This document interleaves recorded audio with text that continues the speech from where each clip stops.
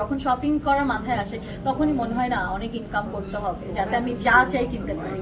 তো আমি এটা ছোটবেলা থেকে আমি অনেক শপিং করি। আগে ঠিক আছে একজনের আন্ডারে ছিলাম, আব্বু আম্মু কিনে দিতে হতো।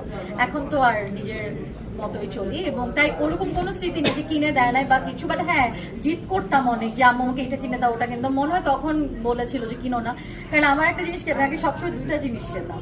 যাই কিনবো, একটা পেন্সিল কিনলো বলতাম যে আমাকে দুটা পেন্সিল কিনে দাও। তো এই জিনিসটা আমার হতো আমার সাথে।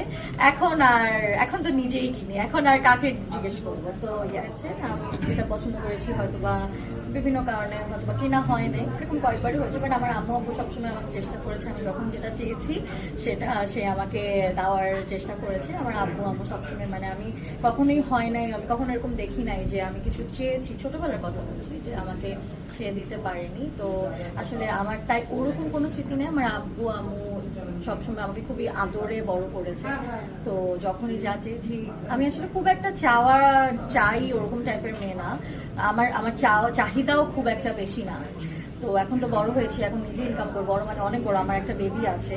তো আমার এখন ইভেন আমার নিজের চাহিদা আমার যা, বিকজ আমি অনেক শৌখিন, আমার শপিং করতে অনেক ভালো লাগে।